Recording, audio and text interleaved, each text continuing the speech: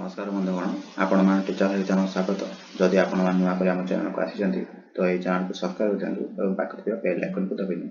कहीं समस्त प्रकार कोचिंग वीडियो प्रिपरेशन वीडियो आपण पाई परिबे। आज आम ओडिया ग्रामर नहीं आसीचे जहाँकि तदित एवं कुदंत शॉर्ट क्वेश्चन इम्पोर्टेंट 50 मार्क 50 टी रही इम्पोर्टेंट एमसीक्यू आपनकर एग्जाम रे आसीबो या समस्त प्रकार एग्जाम रे आसीबो जेमेति कि 10th हो +2 हो ग्रेजुएशन हो ऑल कॉम्पिटिटिव एग्जाम पाए या जरूरी। चलो तो स्टार्ट करबा। प्रथम क्वेश्चन आहार और विहार उभय भू धातु गठित एही दुई गुटिर अर्थ पार्थक्य कहीं देखा जाए धातु जोगु ना प्रत्यय जोगु ना उपसर्ग जोगु ना प्रत्यय उपसर्ग जोगु कोथि पय देखा जाए ना उपसर्ग जोगु। धातु पूर्व उपसर्ग लागले धातु उपरे की प्रभाव पड़े अर्थर परिवर्तन भावर परिवर्तन रूपर परिवर्तन आकृतिर परिवर्तन कोथि पय आपण भावंतु देखि ना क्वेश्चन सब स्क्रीनशॉट मारी रख देबे। अर्थर परिवर्तन जोगु दुर्घटना एवं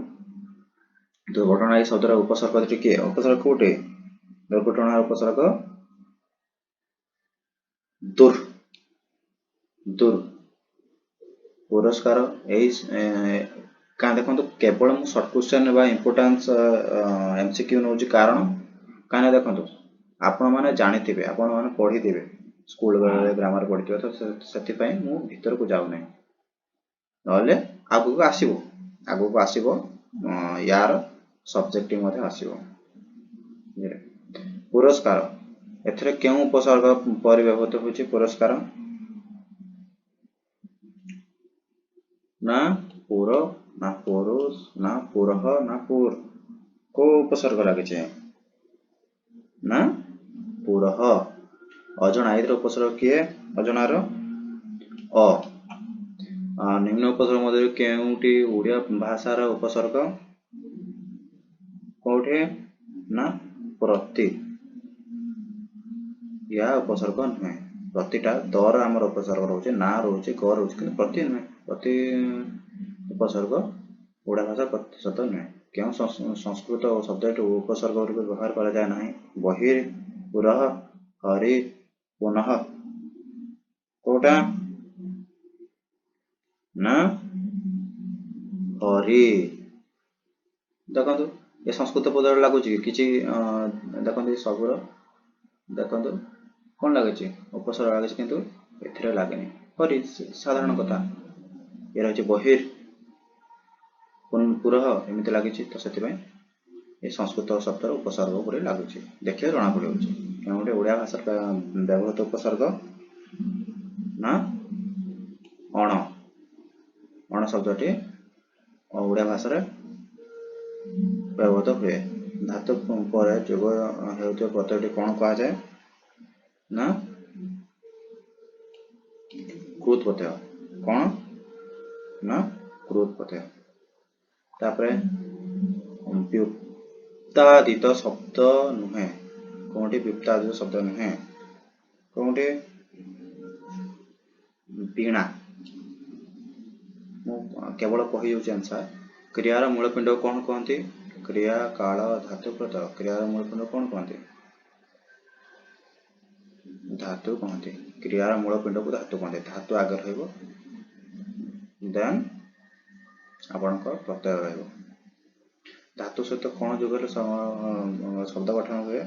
धातु सहित कौन जोग हेले ना प्रत्यय मु कहले धातु पर प्रत्यय रहिबो प्रत्ययर स्थान धातुर केउठार रहे ना कोठार रहे ना धातु ऊपर रहे ना केबे।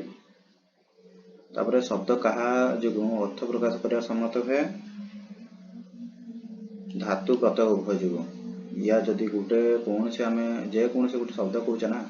ता भीतर धातु भी रोचे प्रत्यय रोचे से आमको सुंदर लगुच और ठीक लगुच तो से गोटे शब्द रूपे गणा जाउछि धातुर पूर्व जो प्रत्यय जोग हुए ताको कौन कहते पूर्व प्रत्यय कहते पूर्व जदि देखते पूर्व साधारण कथा पूर्व जदि प्रत्यय जोग गला तो पूर्व प्रत्यय हो शब्द सहित जोग होते प्रत्यय कौन कहते तदित प्रत्यय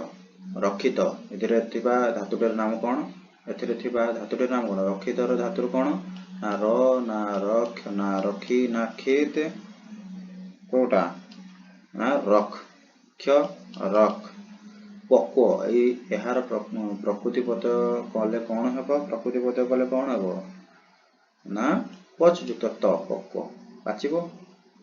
सेमती गढ़ शब्दर प्रकृति पद कौन रहिबो गढ़ शब्दर प्रकृति पद कौन हबो ना सॉरी गुढ़ गुड़ युक्त गोह युक्त ढ गोह युक्त ट गोह युक्त त निम्नत शब्द मध्य कुदांत किए रहिबो भोजन हला कुदांत केउटी तदित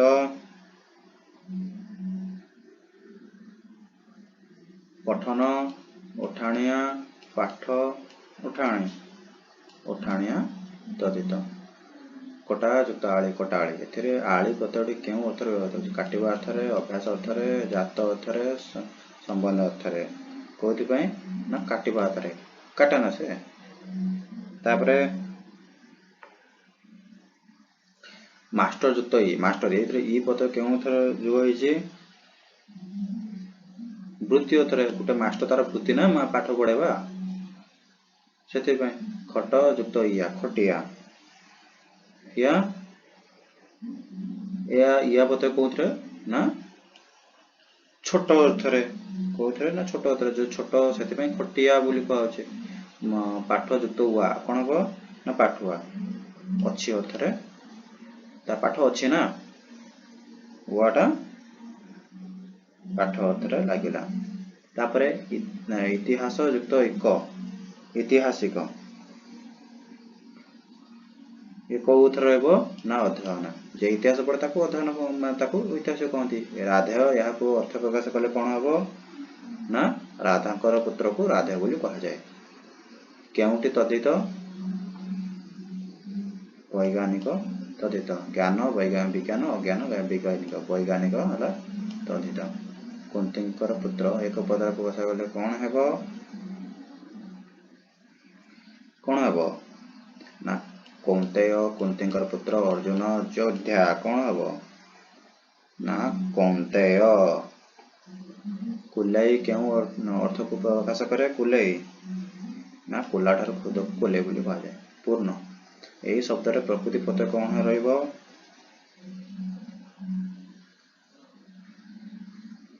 पूर्युक्त त पूर्युक्त त कृत्य प्रकृतिर प्रत्यय कौन रहइबो क्रुयुक्त त्य क्रुयुक्त ज क्रुयुक्त का क्रुयुक्त ज क्रुयुक्त ज त कौन रहइबो ना क्रुयुक्त का केउटी व्युत्पादित प्रकृतिर शब्द ना राम को सरल प्रकृतिर शब्द को किपरि व्युत्पादित शब्द कहा जिवो कौन ना शब्द रे विभक्ति जोग करी शब्द को मुख्यतः केते भाग व्यक्त करा जाय छी चोरी सॉरी चारि कौन भाग केते भाग रे चारि 2 ना 3 ना 5 ना 4 चारि भाग रे व्यक्त करा जाय शब्द दशम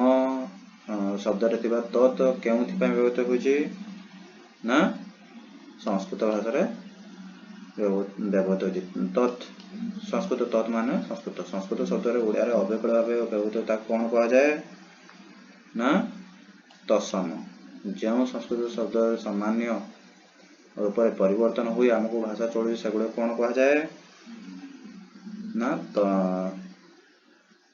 तद्भाव भाषार सर्वनिम्न को कौन कहा जाए